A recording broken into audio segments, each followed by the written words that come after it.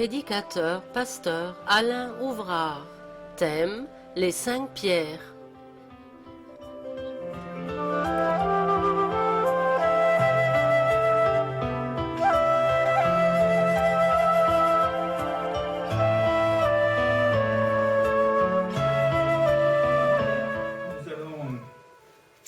Faire une lecture, si vous voulez bien suivre avec moi, dans le premier livre de Samuel.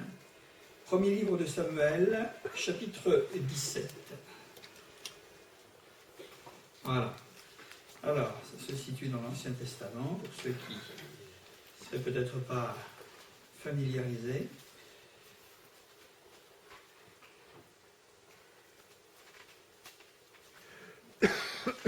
Alors, je répète. 1 Samuel, chapitre 17, et nous allons lire à partir du verset 38. Verset 38.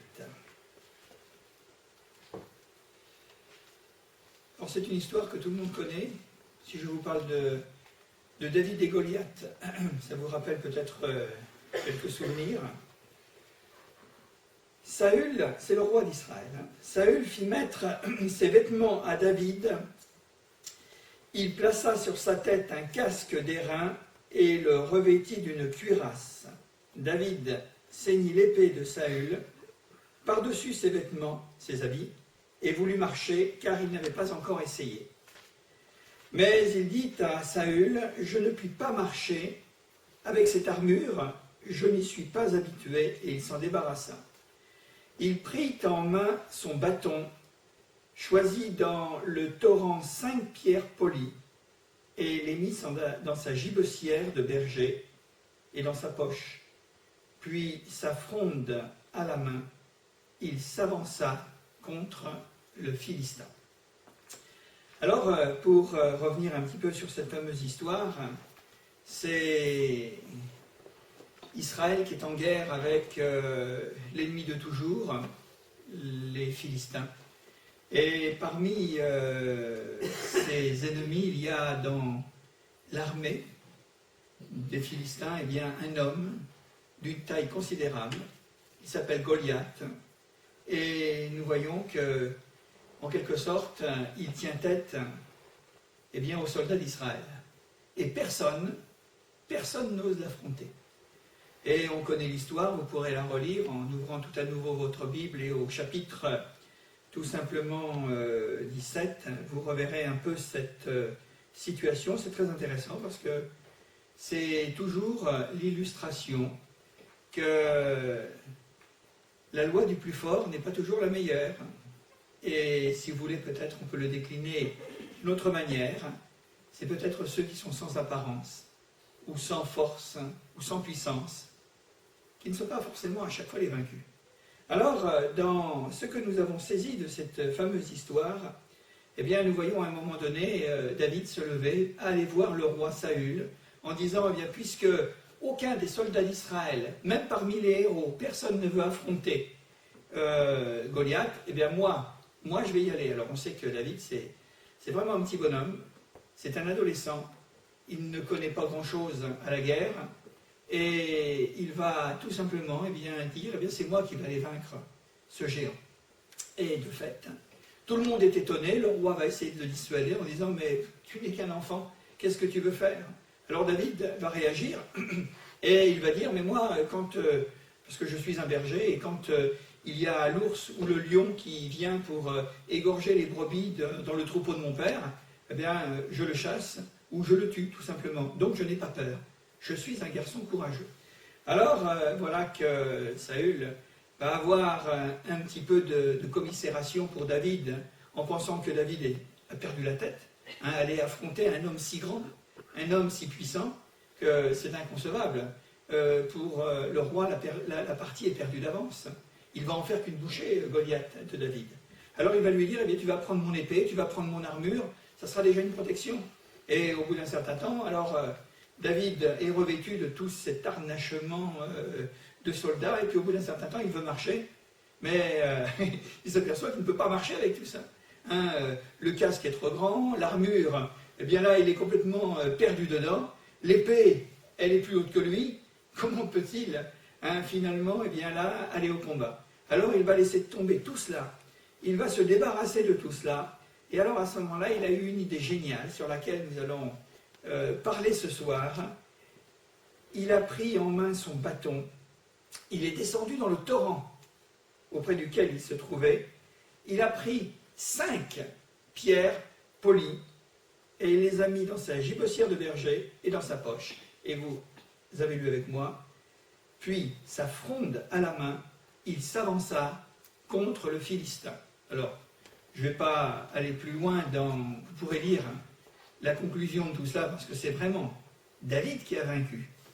Il a suffi d'une seule pierre. Il l'a lancée avec sa fronde, qui était quand même l'arme, eh bien, à l'époque, c'était dont se servaient les soldats.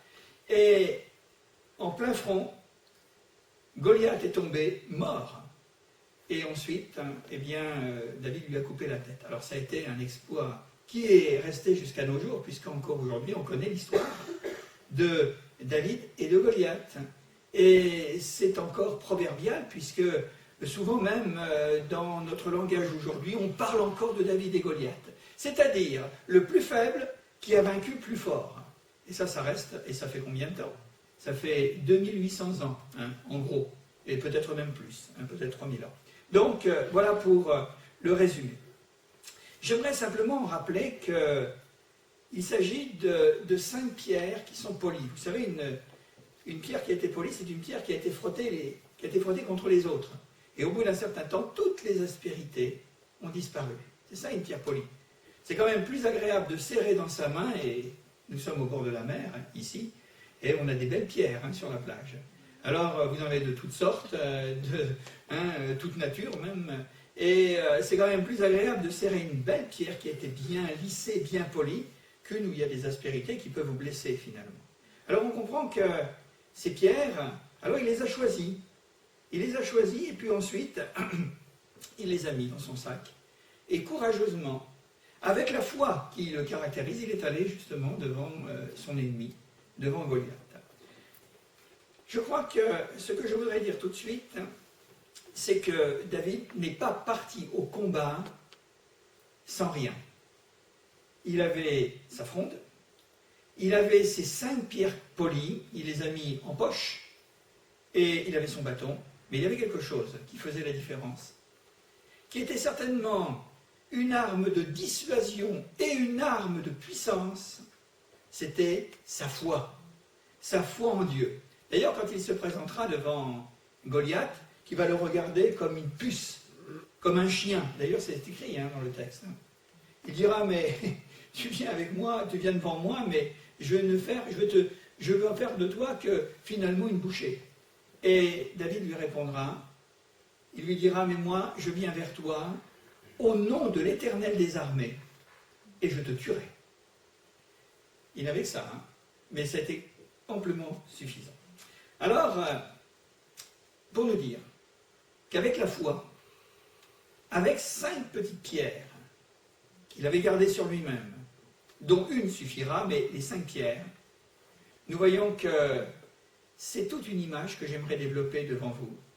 Et ces 5 pierres polies, je voudrais les présenter comme les 5 étapes de la victoire de la foi, ou tout simplement des victoires de la vie chrétienne. Qu'est-ce que ça veut dire, la vie chrétienne? Pour beaucoup, la vie chrétienne, c'est une vie religieuse. C'est une appartenance à une religion. C'est une conception, c'est un credo. Mais dans la Bible, ce n'est pas du tout cela. Quand on lit l'Évangile, quand on lit même ces textes de l'Ancien Testament, on s'aperçoit qu'il y a quelque chose d'ascendant, quelque chose qui nous élève de plus en plus, qui fait grandir notre connaissance de Dieu, qui fait grandir notre courage, qui fait grandir notre confiance, qui fait grandir les expériences que nous pouvons faire avec ce Dieu qui nous a fait des promesses, et dont les promesses mêmes sont contenues à travers l'Évangile que nous lisons, dans la mesure où nous le croyons. Alors, ces 5 pierres, je le dis, c'est 5 étapes vers la victoire, et c'est aussi 5 étapes de la vie de foi, de chrétien, la vie donc chrétienne. Et j'aimerais mettre en parallèle, parce que souvent, les choses nous sont présentées également dans l'explication biblique, 5 pierres, 5 étapes de la vie des Hébreux lorsqu'ils sont sortis d'Égypte pour les amener dans le pays de Canaan. Alors, je résume. Vous savez que le peuple hébreu a été en esclavage pendant 430 ans dans l'empire égyptien. Et ils ont connu des temps de servitude épouvantables. Ils ont servi comme bêtes de somme pour construire les pyramides, pour construire les palais et les temples de l'Égypte, pour creuser les canaux. C'est pour ça que ce pays a été un pays d'une richesse extraordinaire, parce qu'il y avait une population d'esclaves. Il n'y avait pas que les Hébreux, il y avait d'autres nations, mais néanmoins, il s'agit des Hébreux. Et nous voyons que c'était un peuple de foi, c'était le peuple de la foi, c'était le peuple de Dieu.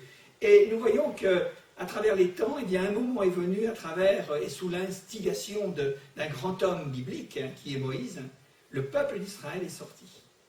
Il est sorti libre. Il est devenu une nation. Et entre le moment où il est passé de la condition de l'esclavage à la condition de peuple libre, où Dieu le conduisait, c'est-à-dire dans le pays de Canaan, souvent présenté comme le pays où coule le lait et le miel, un pays de bonheur, un pays de bénédiction, un pays de liberté, un pays de richesse en tout genre. Alors nous voyons que, eh bien, nous allons suivre, et nous allons prendre dans la poche de David, si vous voulez, pierre par pierre, étape par étape, eh bien, la manière dont Dieu nous conduit pour atteindre la victoire, pour atteindre la liberté, en d'autres termes, accéder à la vraie vie. Alors je reviens sur eh bien, ces étapes du peuple hébreu, et nous allons sortir une première pierre de la gibecière, finalement, de David. La première pierre, c'est la conversion. Qu'est-ce que veut dire convertir, se convertir? Ça ne c'est absolument pas dans la Bible. La signification que l'on donne d'une manière généralisée, c'est-à-dire changer de religion.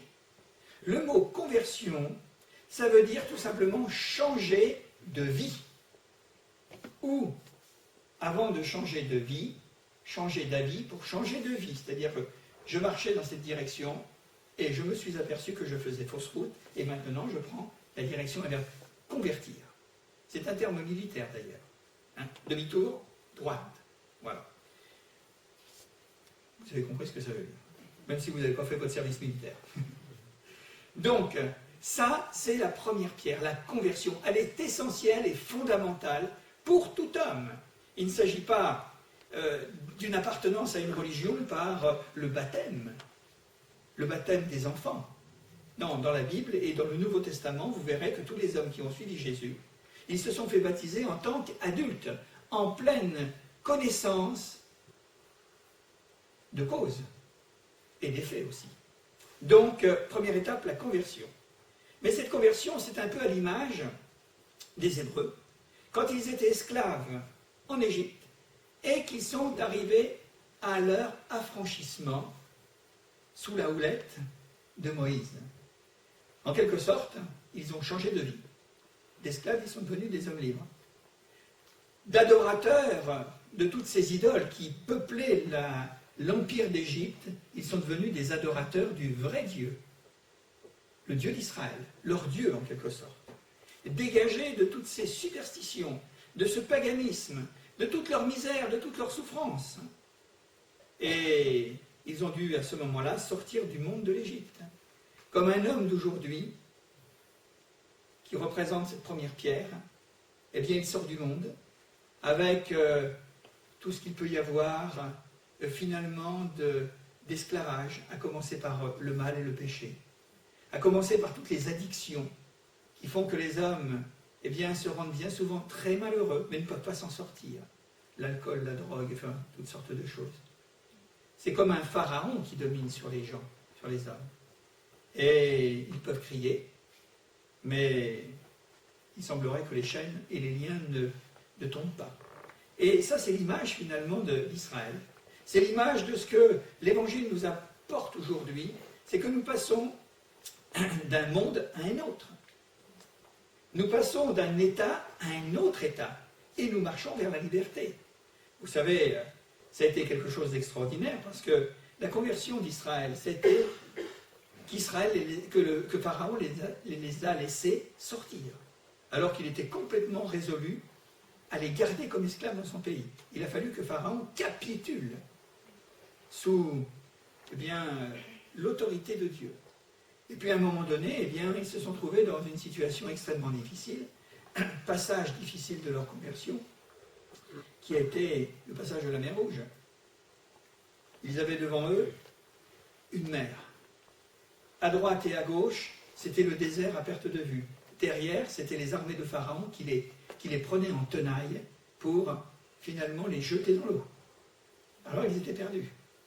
Et nous voyons que, vous connaissez, si vous avez vu cette grande fresque cinématographique, vous avez un petit peu pu imaginer, mais il vaut mieux encore le lire dans la Bible, c'est préférable. Et nous voyons qu'à un moment donné, Dieu, miraculeusement, surnaturellement, a ouvert finalement ce passage. Et là encore, il y a eu un renversement, comme du temps de David et de Goliath. C'est que le plus fort a perdu la partie, et le plus faible, donc les Hébreux, ont passé à pied sec et se sont retrouvés de l'autre côté, alors que l'empire d'Égypte a été complètement anéanti dans l'eau. Ça, c'était l'affranchissement. Ils étaient de l'autre côté, ils étaient hors de portée. C'est la conversion. Ils sont allés dans le désert. Et dans le désert, ça a été toute une autre affaire dont nous allons parler d'ici quelques instants. Sortir du monde, et c'est Dieu qui nous fait sortir. Et qui nous amène à devenir chrétiens. Nous ne naissons pas chrétiens. Nous devenons chrétiens par une expérience. Les Hébreux, c'était une expérience. On parle de David, mais David est devenu un homme de foi par l'expérience qu'il avait faite avec Dieu, qu'il faisait avec Dieu, et des expériences au pluriel, naturellement. Donc ça, c'est la première pierre. C'est celle qui va véritablement être le point essentiel d'une vie nouvelle pour un homme. Et comme l'histoire nous le rapporte, il y a toujours un avant et un après. Pour un chrétien, il y a avant Jésus-Christ et après Jésus-Christ. Pour nous. Parce que nous étions sans connaître Christ, peut-être nous avions notre religion, mais ce n'est pas ça ce qui nous a sauvés. C'est vraiment une connaissance réelle de ce que nous avons découvert, un Dieu qui nous aime, un Dieu qui nous a appelés, un Dieu qui nous a choisis, et un Dieu qui a véritablement en perspective de nous faire rentrer dans un pays où coule le lait et le miel. Alors c'est une image, c'est une vue de l'esprit, mais où nous serons délivrés de nos esclavages, de nos chaînes, de nos liens, de tout ce qui nous a servi, de tout ce qui nous rend profondément malheureux, pour nous faire rentrer dans une autre dimension, qui sera en quelque sorte la marche vers le pays de Canaan, où là nous pourrons véritablement jouir de tout ce que Dieu nous a préparé, non seulement pour nous-mêmes, notre propre liberté, notre propre bonheur, mais également de pouvoir servir Dieu, de pouvoir dire, maintenant je suis un enfant de Dieu, je suis chrétien, je suis disciple de Jésus-Christ, et je sais maintenant qui je suis. Moi-même, mais qui je suis? Celui qui marche devant moi, celui dont j'ai entendu les paroles, celui qui m'a appelé, et celui en qui je crois, et celui qui me donne la force de toutes choses, même les choses les plus difficiles. Dans l'épreuve, dans la tristesse, dans le chagrin, c'est encore lui qui est capable de mettre au fond de mon cœur la joie. C'est un affranchissement, c'est une conversion, avec une reconnaissance que nous étions auparavant perdus et que maintenant nous sommes sauvés. Première pierre. On va fouiller un petit peu et on va sortir une deuxième. Deuxième pierre polie, c'est qu'après cette étape d'affranchissement et de liberté, où nous savons où nous allons, nous traversons finalement, là, et nous allons donc dans le pays de Canaan. C'est ce que j'appellerais pour les Hébreux l'apprentissage de la foi. On pourrait dire qu'avant ils avaient une vague croyance, comme beaucoup d'hommes aujourd'hui, mais ils ont su ce que voulait dire le mot foi. C'est faire confiance à Dieu d'une manière pratique et réelle. Et ils ont dû passer, après le passage de la mer Rouge, après cette expérience d'avoir vu le miracle et le surnaturel de Dieu, l'empire qui les dominait s'effondrer, la délivrance de l'ennemi. Alors à ce moment-là, ils ont fait l'apprentissage de la foi. Et Dieu les a mis à l'école du désert. Normalement, ils étaient partis pour 2 ans. Et c'est assez paradoxal parce que les voies de Dieu ne ressemblent pas à ce que nous pouvons imaginer, nous. Quand vous regardez une carte de l'Égypte, que vous avez dans votre Bible, vous avez donc Canaan qui se trouve un petit peu plus au nord. C'était pas très loin, il suffisait tout simplement de suivre la côte de la mer Méditerranée et d'arriver justement dans le pays des Philistins d'abord et ensuite de Canaan. C'était pas très loin. Mais Dieu leur a dit, au lieu d'aller au nord pour rejoindre le pays de Canaan, là où vous devez aller, vous allez descendre par le sud. Donc dans le désert du Sinaï. Et normalement, ça devait durer un certain temps. Pas trop longtemps. Mais à cause de leur incrédulité et de leur révolte, au lieu de durer 2 ans, ils ont eu un rajout de 38 ans supplémentaires, ce qui fait donc 40. C'est quand même pas de petite affaire. Hein. C'était en prime. Mais c'était de leur faute. Parce que Dieu leur avait dit, voilà, vous allez vous désintoxiquer de l'Égypte. Vous avez vu des choses abominables, vous avez vu des choses qui appartiennent à l'occultisme, au spiritisme, au satanisme, puisque c'était ça l'Empire d'Égypte. Hein. Maintenant, vous avez besoin d'être sevrés. Avant de rentrer dans votre demeure, dans votre pays, qui est un bon pays pour vous, il va falloir que vous vidiez votre cœur, que vous soyez nettoyés dans vos pensées, dans votre âme, pour que vous soyez mon peuple, que vous puissiez m'appartenir, que vous puissiez me servir et m'adorer. Ça, c'était la vocation d'Israël. Alors, ils ont fait l'apprentissage de la foi, mais comment? Eh bien, comme un désert, c'est quand même un endroit qui n'est pas forcément très favorable pour la vie, où il n'y avait rien, à peine un peu d'eau, à peine, je dis bien. Alors ils ont dû être tout simplement s'abandonner entre les mains de Dieu. S'ils voulaient vivre, attendez, hein, c'était un peuple de 2 millions de personnes, c'était pas une petite caravane de... 2 millions de personnes, des femmes, des hommes, des vieillards et des enfants, qui suivaient dans le désert. C'était pas une petite affaire.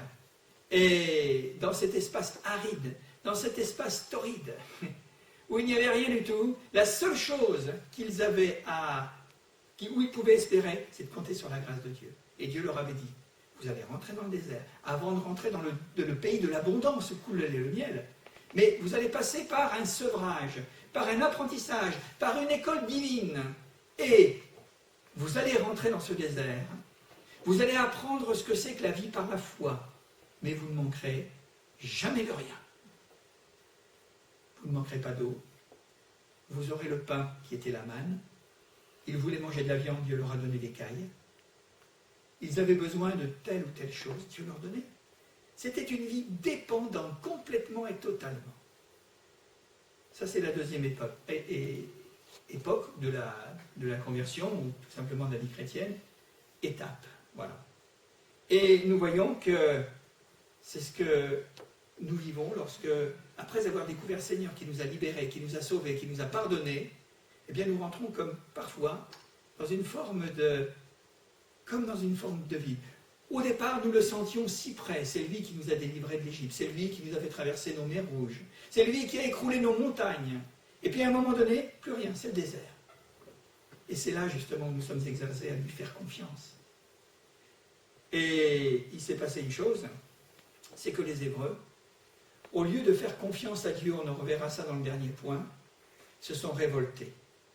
Ils se sont dit, eh bien, on aurait préféré mourir en Égypte. On préférait encore être battus par les soldats de Pharaon. On préférait encore mourir à la tâche. Alors que Dieu leur donnait justement le chemin, il les mettait sur le chemin de la liberté, mais ils ne l'avaient pas vu. Ils étaient aveugles. Et ils voulaient retourner en arrière. Et ça, c'est quelque chose de terrible. Lorsque, finalement, eh bien, des portes d'avenir, des portes d'espérance sont ouvertes pour nous, et que nous ne voyons pas là où Dieu nous mène, et que nous regardons derrière nous. C'est terrible, hein, de faire marche arrière. Et c'est ce qui s'est passé. Ils n'ont pas voulu faire l'apprentissage de la foi. Et ça a été très difficile, surtout pour Moïse, hein, parce qu'il a eu quand même maille à partir avec les Hébreux contestataires. L'école du désert.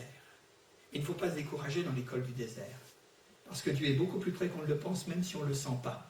Et même si on ne le voit pas, il a fait la promesse d'être là, et il sera là. Qu'est-ce que nous dit Jésus ? Dans l'évangile de Matthieu, au chapitre 28 et au verset 20, il nous dit « Je suis tous les jours avec vous jusqu'à la fin du monde. » On le croit ou on ne le croit pas. Mais si on le croit, alors à ce moment-là, le miracle devient possible, que c'est lui qui prend notre vie en charge et qui subvient à tous nos besoins, qu'ils soient physiques, que ce soit des besoins de santé, ou que ce soit des besoins moraux, des besoins psychologiques ou des besoins spirituels. Je suis tous les jours avec vous jusqu'à la fin du monde. Deuxième étape. On encore une belle pierre polie. Le troisième plan que nous aimerions dévoiler maintenant, troisième pierre, troisième étape, c'est que les Hébreux, après être libérés d'Égypte, après avoir passé par l'école du désert, ce que nous venons de dire, ont été préparés à servir Dieu. Troisième chose, nous ne sommes pas sauvés pour nous-mêmes, mais nous sommes sauvés pour que nous puissions servir le Seigneur, avec la connaissance que nous avons, avec les expériences que nous avons faites. Ce n'est pas la récitation d'une religion, mais c'est de pouvoir dire, eh bien, le Seigneur m'a sauvé, le Seigneur m'a délivré, le Seigneur m'a guéri, c'est vrai. Hein. Le Seigneur a fait des grandes choses pour moi. Et vous ne croyez pas que le monde d'aujourd'hui a besoin d'entendre ce genre de langage? Ça s'appelle l'évangile, ça s'appelle une bonne nouvelle. Et les gens ont besoin d'une bonne nouvelle. Lorsque nous entendons tous les jours les nouvelles qui nous arrivent, c'est toujours quelque chose de catastrophique.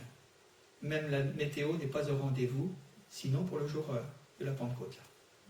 Hein, il fera beau. Mais c'est souvent des mauvaises nouvelles. C'est accablant, on comprend que les gens n'ont pas le moral, parce qu'ils sont assénés de toutes sortes de choses. Alors nous sommes sauvés pour servir le Seigneur et dire tout simplement ce que le Seigneur a fait pour nous. Les premiers chrétiens dans l'Évangile, c'était des gens qui étaient convaincus, c'était des gens qui étaient remplis de zèle, remplis de feu, mais pourquoi? C'est parce qu'ils avaient, à la base de leur foi en Dieu, ils avaient une expérience magnifique et merveilleuse. Et c'est ce qui faisait la différence, c'est pour ça qu'ils ont conquis le monde. Et 2000 ans après, le christianisme n'a pas disparu, il est toujours au milieu des hommes.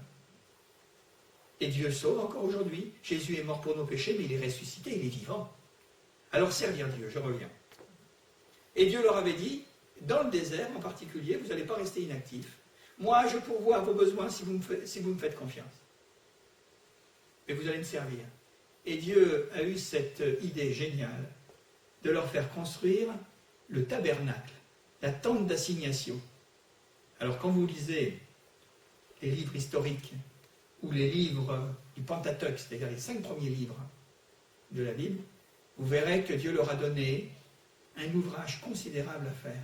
Parce que le tabernacle, ou la tente d'assignation, appelée de cette manière, c'était un chef-d'œuvre. C'était en or, c'était en argent, c'était avec les choses les plus précieuses qu'il y avait, dont les Hébreux possédaient. Parce qu'ils avaient quand même des richesses. Dans le désert, ils avaient des richesses. Ils avaient emmené des richesses d'Égypte. Et c'était les Égyptiens qui leur avaient donné de l'or et de l'argent avant de partir. Vous vous rendez compte? C'est rare, hein, quand vos ennemis vous remplissent vos poches en disant maintenant vous n'allez pas repartir à vide. Et ils voulaient tellement que les Hébreux quittent le pays d'Égypte, sauf Pharaon.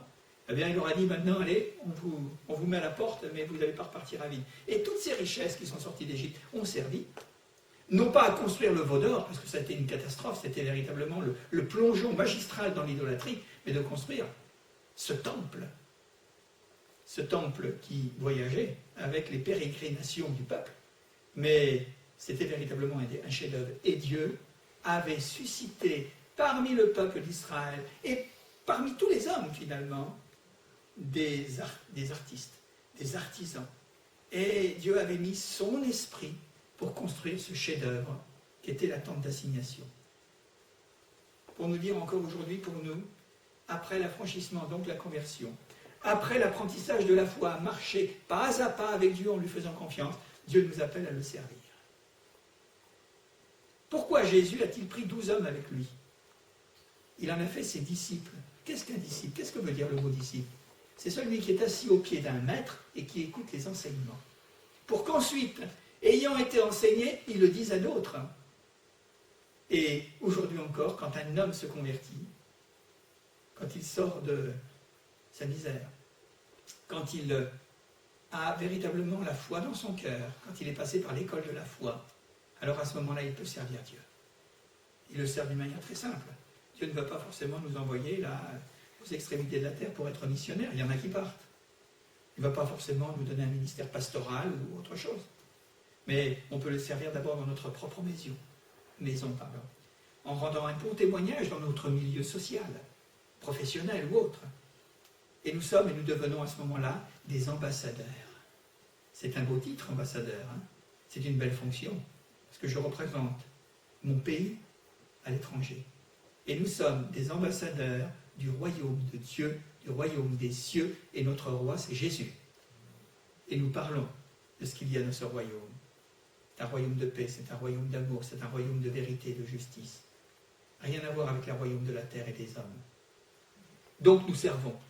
Et la construction du tabernacle s'est réalisée comme ça dans le désert. C'était une splendeur. Et Dieu leur avait donné des dons et des talents. Ça, c'est important de le souligner parce que le maître architecte qui appelle ses ouvriers ne les laisse pas sans rien entre les mains. Non seulement il nous donne les outils, mais il nous donne le savoir-faire pour les utiliser, la dextérité. Et vous vous souvenez de cet homme dans la construction du tabernacle qui s'appelait Betsaléel, où il nous est dit que l'Esprit de Dieu vint sur cet homme et il lui a donné avec d'autres la capacité, la faculté de faire des œuvres d'art extraordinaires et magnifiques. C'était l'Esprit de Dieu. Cet homme avait certainement des dons naturels, mais Dieu les a amplifiés, ces dons naturels. Les dons et les talents. Dieu nous donne des dons et des talents. Pour les uns, ce sera d'une manière, pour d'autres, ce sera d'une autre manière, pour servir le Seigneur. C'est encore une pierre polie. Encore une autre pierre polie, quatrième, c'est que lorsque nous marchons dans la vie chrétienne ou dans la foi, nous avons besoin d'un enracinement. Oui. L'enracinement est le progrès spirituel. On a remarqué très rapidement que les Hébreux, pour beaucoup, s'étaient arrêtés en route. C'est bien dommage, parce qu'ils n'ont jamais vu le pays de Canaan. Ils n'ont jamais vu les promesses de Dieu. Ils n'ont jamais vu la réalisation de ce que Dieu avait à cœur de leur donner en cadeau. Alors, nous avons besoin, après avoir été affranchis, après avoir découvert la foi, et en servant le Seigneur, nous avons besoin de racines. Jésus nous donnera cette belle petite parabole du fou qui a construit sa maison sur le sable et du sage ou de l'homme prudent qui a construit sa maison sur le roc. Il y a quand même une différence. J'ai toujours été étonné ou admiratif de voir, quelquefois dans les montagnes, un petit sapin rabougri qui pousse sur, quelquefois, là, un pic, et il n'a pas de terre. Et il est là, livré au vent, aux tempêtes, à toutes les intempéries de la montagne. Et finalement, il n'est pas dans un terrain qui pourrait permettre sa croissance. Et pourtant, ce petit arbuste tout rabougri, il tient bon. Il est encore plus solide que les autres. Mais il est arrivé avec le temps à faire pénétrer ses racines au creux de la roche, voire même faire éclater la roche. C'est une puissance lente. Et la puissance lente, c'est la persévérance. Un enracinement. Et rien ne pourra l'arracher. Essayez d'arracher un petit arbuste comme ça, vous allez voir, hein, c'est vous qui allez descendre, hein, parce que il faut s'accrocher, hein, tellement il est rentré dans le roc. Et la foi, c'est aussi, et Jésus nous en parle très souvent, c'est aussi un enracinement. Si nous écoutons la parole de Dieu, nous lisons la Bible une fois de temps en temps, et nous disons, oh oui, c'est très bien, il n'y a rien contre, mais vous n'allez pas faire de progrès. Je crois que ce qui est important, c'est que notre communion soit une communion permanente avec le Seigneur. Ce n'est pas une démonstration de religion, mais une communion. Avec le Seigneur, on est en communion avec lui, en relation avec lui, à chaque moment de la vie. Et à chaque heure de la journée, même voire de la nuit. Ouais. Mon cœur parle à Dieu. Je m'imprègne de sa présence. Tout ce que je fais, je l'associe. Je lui demande. Il me conduit. Il me soutient, il me console, il me protège. Parce que je suis enraciné dans le Seigneur. Je suis en lui et lui est en moi. Jésus le dit, hein, justement, en parlant de la Pentecôte. Il dit, je ne vous laisserai pas orphelin, mais je viendrai à vous et je serai en vous. Ça, ce sont des belles promesses. Hein. Vous voulez retrouver le passage? Évangile de Jean, chapitre 14. Chapitre 16 également. Les deux chapitres en parlent. Donc là, c'est l'enracinement ou le progrès spirituel.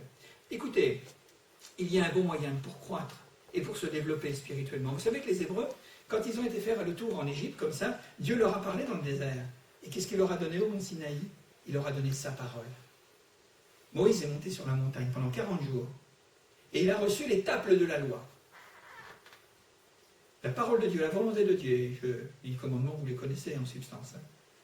Mais la loi de Dieu, Ancien Testament, il y a quelque chose qui a dépassé cette dimension parce qu'elle a été mise véritablement à la dimension encore beaucoup plus belle et beaucoup plus haute et beaucoup plus spirituelle. Ce sont les paroles de Jésus dans l'Évangile.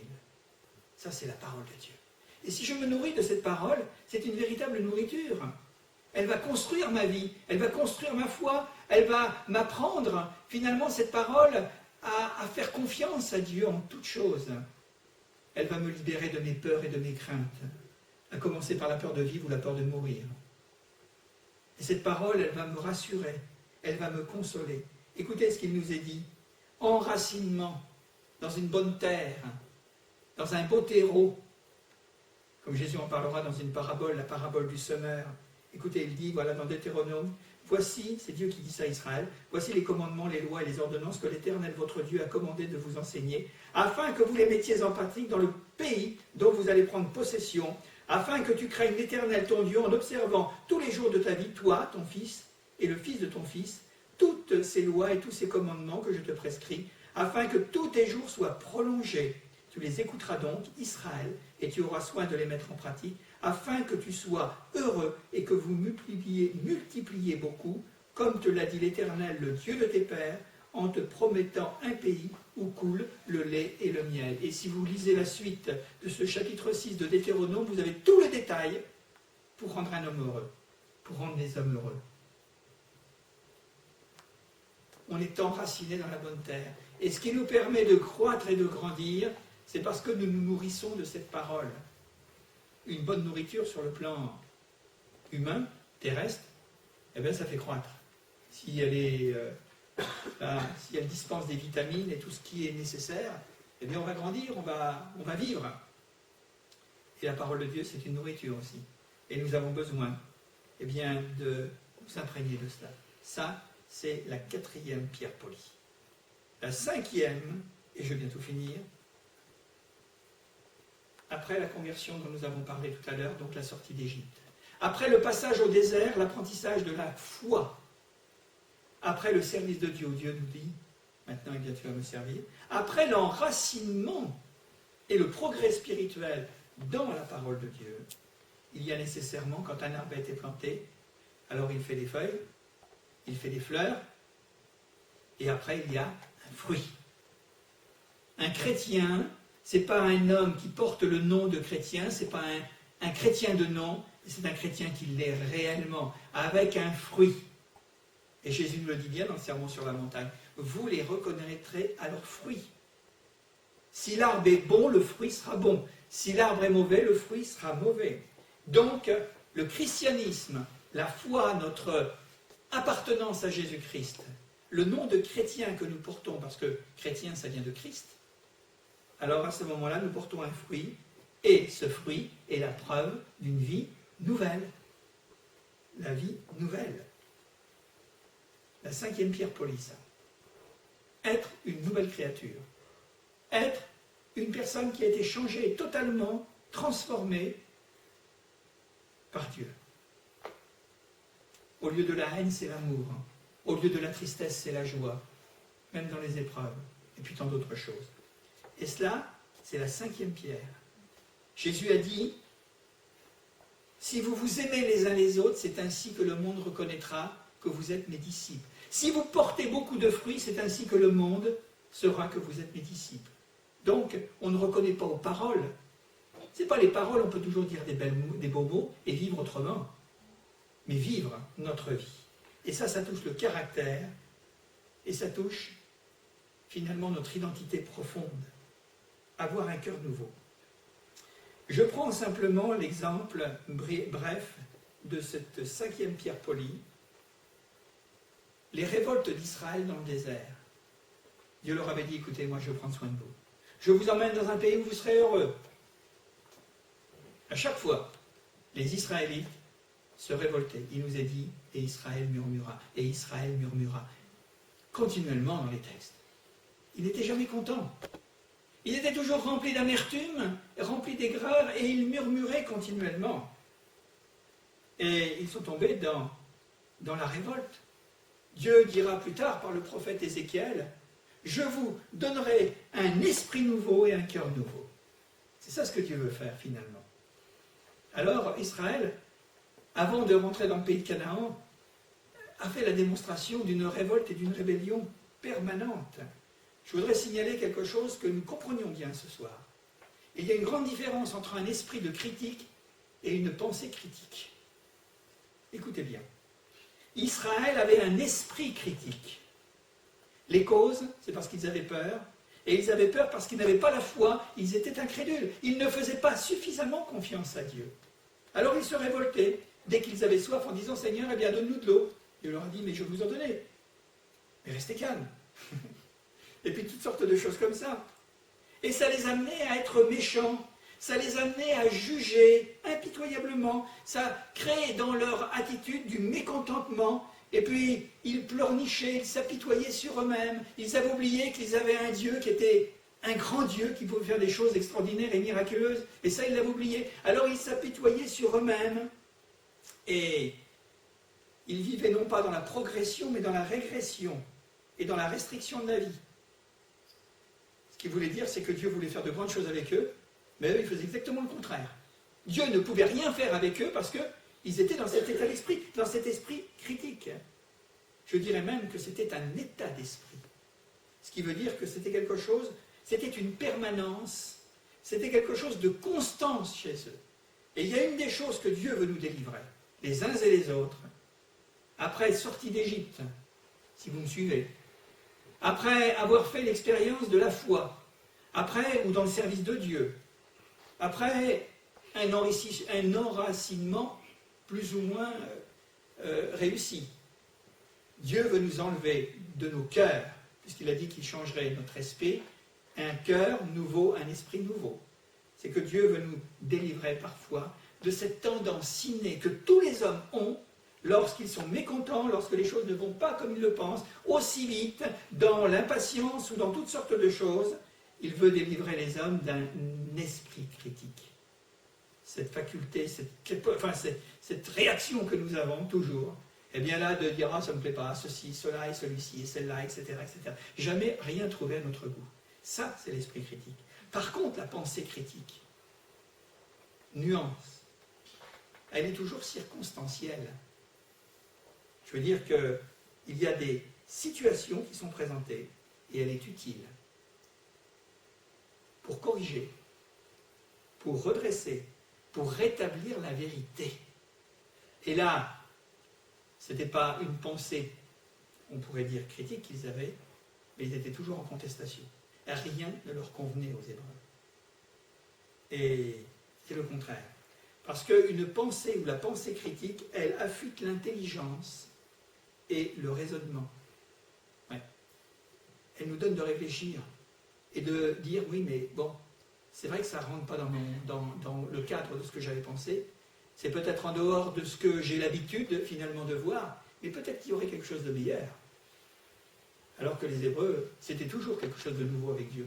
Et ils se disaient, parce que c'est nouveau, c'est pas bon. Alors ils repoussaient les choses.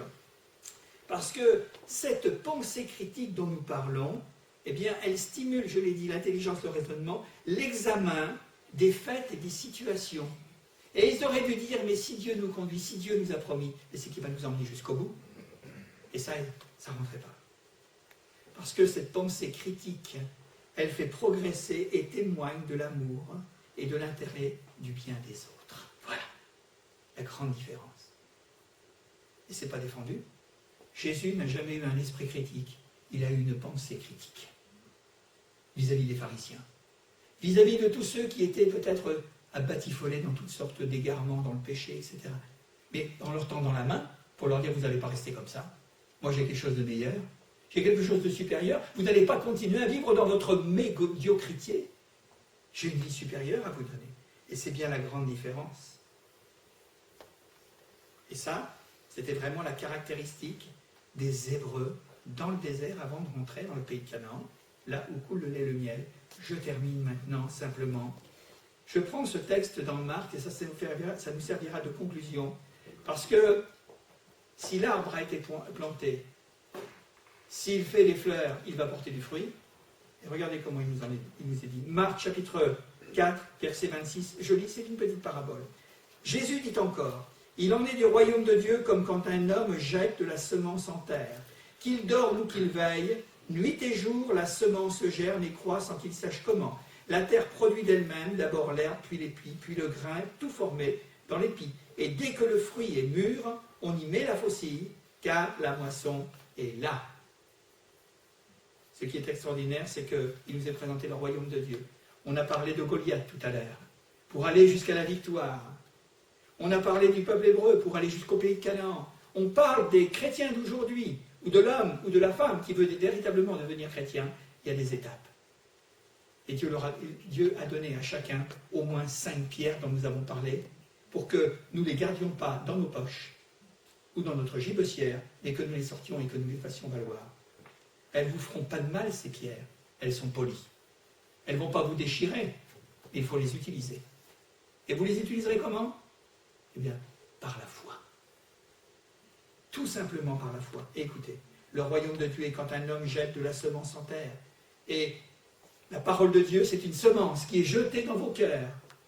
En l'occurrence ce soir. Alors, lorsqu'elle est déposée par le semeur, qu'il dorme ou qu'il veille, nuit et jour, la semence germe et elle croît sans qu'il sache comment. Il y a bien des choses qui appartiennent au mystère de la vie et au mystère peut-être de l'au-delà que nous ne comprenons pas, mais nous n'avons pas besoin de comprendre. Dieu ne nous a jamais demandé de comprendre, dans un premier temps. Il nous a demandé de croire, ensuite nous allons comprendre. Mais souvent nous avons ce raisonnement très primaire et très humain, naturel, où j'ai souvent entendu dire les gens dire « si je vois, je croirai ». Et qu'est-ce que Dieu nous répond? Crois d'abord et tu verras. C'est ça la différence. C'est ça le miracle de la foi. Alors, la terre produit d'elle-même d'abord de l'herbe, le blé en herbe, puis l'épi, puis le grain tout formé dans l'épi, et dès que le fruit est mûr, on y met la faucille, et la moisson est mûre. C'est-à-dire que Dieu nous donne finalement ce que nous avons semé. Et un épi en produit 30, un autre 60 et un autre 100. Moi, je crois que le Seigneur ne veut pas que nous ayons des vies de restriction, des vies au rabais. Il veut que nous soyons véritablement ces épis qui portent en abondance et que nous puissions véritablement comprendre que l'appel qu'il nous adresse ce soir, quand il nous dit « Venez à moi, pour tout ce qui est fatigués et chargés », c'est pour nous donner du repos, c'est pour nous donner la paix, c'est pour nous donner la guérison peut-être dans nos corps ou dans nos âmes, de peut-être de la dépression, de toutes sortes d'angoisses, de toutes sortes de craintes et de peurs. C'est pour nous donner son pardon, c'est pour nous donner l'assurance de la vie éternelle. Alors à ce moment-là, il nous est dit, quand la moisson arrive, eh bien, c'est quelque chose de formidable et d'extraordinaire. Vous savez, il y a ce beau passage dans le livre des psaumes, que celui qui porte la semence en pleurant reviendra avec des chants d'allégresse, alors que le Seigneur nous bénisse ce soir. Que Dieu nous donne la grâce. Alors souvenez-vous des 5 pierres, et puis, eh bien, mettez-les en valeur, ces 5 pierres, tout simplement en faisant confiance au Seigneur. Nous allons prier maintenant, si vous voulez bien. Voilà, je vous demande quelques instants de recueillement, et nous allons demander à Dieu qu'il vous bénisse, les uns et les autres. Merci. Seigneur, nous voulons te rendre grâce et te remercier parce que tu nous parles. Tu nous parles avec des images, tu nous parles par des paraboles, par toutes ces allégories, Seigneur, qui sont là dans ta parole, dans l'Évangile, pour que véritablement nous comprenions que le christianisme, ce n'est pas une déclaration, une proclamation des lèvres, mais c'est avant tout, Seigneur, une vie réelle, une vie où tu nous as promis, Seigneur, que nous ne serions pas seuls, que toi tu serais fidèle, que dans la mesure, Seigneur, où nous te faisions envers et contre tout, contre vents et marées, bien confiance, même si nous ne te voyons pas, même si tu es le Dieu de l'invisible, néanmoins, Seigneur, tu nous as donné ta parole pour que nous puissions nous enraciner en elle, que nous puissions croître, que nous puissions porter du fruit, Seigneur, et que ton nom soit glorifié, et que nous ayons la vie éternelle et que nous soyons sauvés. Merci, Seigneur, tu bénis, eh bien, Père éternel, mes amis ce soir. Tu bénis, Seigneur, les auditeurs qui, en effet, Père éternel, recevront ce message ici ou ailleurs, peu importe. Mais nous croyons que, Seigneur, tu vas véritablement aider les hommes qui écoutent ta parole, pour qu'ils puissent te répondre favorablement. Et c'est au nom de Jésus que nous te le demandons. Merci, Seigneur, parce que nous pouvons dire que véritablement, oui, Seigneur, que David a vaincu Goliath, que David à terrasser, Seigneur, tout ce qui est en nous, autour de nous, Seigneur, qui est là pour nous donner la mort, pour véritablement nous abattre. C'est toi qui l'as terrassé. Qui as terrassé, Seigneur, le géant, tous les géants de notre vie, pour que nous puissions venir à notre Dieu et pouvoir le prier, pouvoir l'adorer, pouvoir l'écouter. Merci, Seigneur. Merci pour ta grâce. Amen. Amen.